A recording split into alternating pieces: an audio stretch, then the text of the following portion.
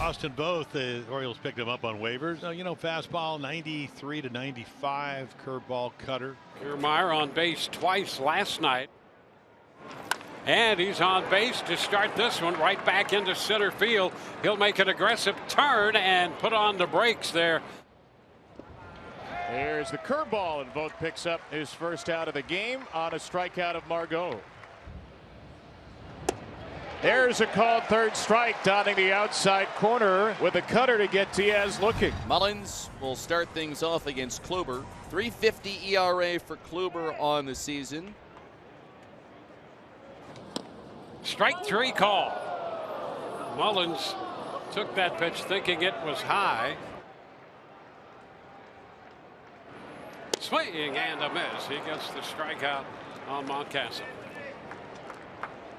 Here's Anthony Santander after a couple of strikeouts. And Santander smacks one down the line and right. Absolutely demolished. A Utah straight blast just inside the foul pole to give the Orioles a first inning lead. And he gets Arozarena flailing on a curveball. 3 pitches to strike out Randy Arozarena. Francisco Mejia. There goes the bat. And the ball went right back to Voth as the bat went flying back to the netting, or at least most of it. Yeah. 1-0 Orioles, second inning. Voth see if he can put a 1-2-3 frame together as he faces Brett Phillips. That's a little popper and a short right out of the reach of Odor. And Phillips has a 2-out single. Still not going, and they might get a run here anyway as Brujan smacks one to the wall. Phillips can really run. McKenna digs it out, hits the cutoff man Odor to the plate. Phillips is dead meat. Well, I'll tell you what. You got 2-out calls. You got one by Odor down the right field line after he makes a brilliant relay. And a strikeout for Voth to start the inning. His 4th K today. Yeah, nice little fastball.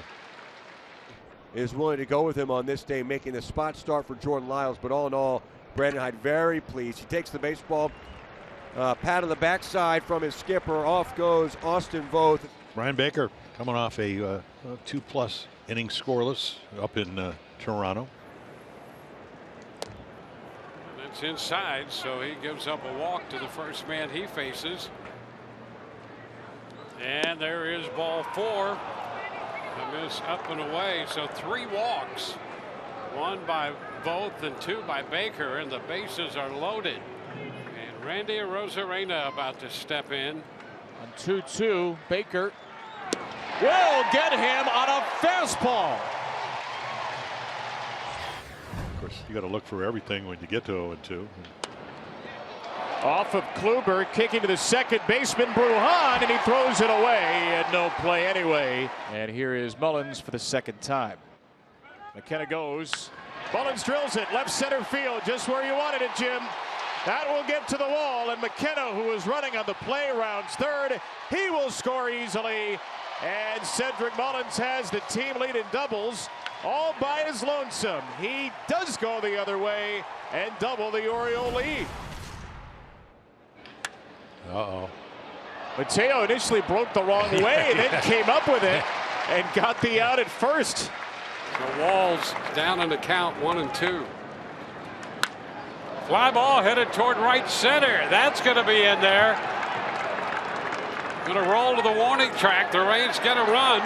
Walls is headed to third as they have problems getting that ball back in. And the Rays are on the board. That makes it a 2-1 game. And is out on strikes. 1, 2, 3. Go the Orioles. And we're headed into inning number 6. Rays down 2-1. Arozarena with that type of power. But not on that. Wow. They have really pitched to him this series. 3 Ks for him today, 7 on the series, and now Mountcastle smothers the ground ball from Mejia and feeds Bauman beautifully for the second out. Line drive, and that's going to be over the head of Odor. And a base hit. Bruin got credit for a double his first time up. And that's a soft little liner into center. That's going to fall for a base hit. On his way to third, Phillips. And the Rays will have men on the corners. Or Walls waiting on deck, and he's the guy that drove in the only run with a triple. A breaking ball here, a number. Odor's got to hurry. He gloves it. His throw is in time. He got him at first. I'll tell you what, a spectacular defensive play.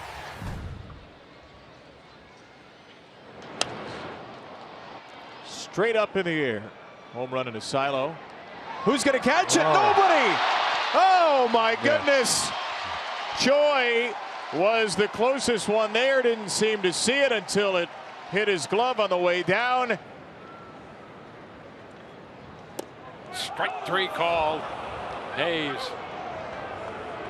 out for the third time, this time on strikes. And Austin Hayes has a point. 2-2.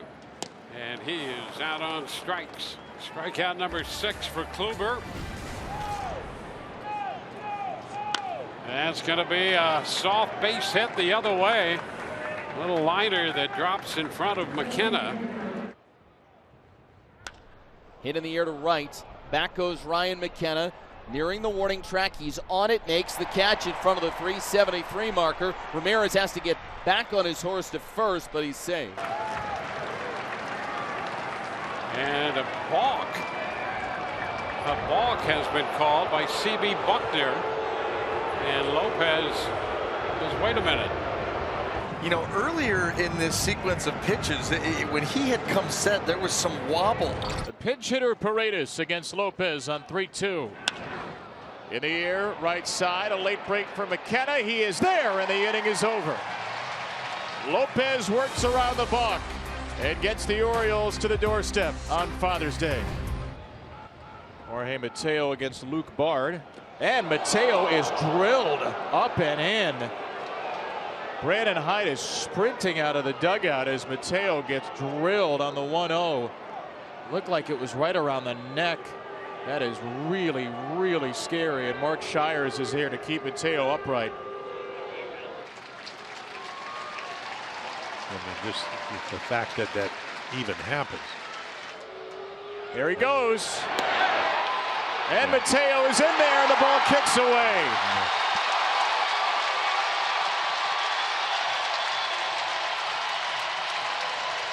Well, doing what he does best. And a one-hopper into the defense picked up by Brujan. Now Mateo's headed to third. He's going to be out. He is thrown out at third base with Diaz putting the tag on it. Lopez on 1-0. Right back to him. A Father's Day he'll never forget. Jorge Lopez shuts the door with McHale watching and cheering. And the Orioles have won their second straight series against Tampa Bay.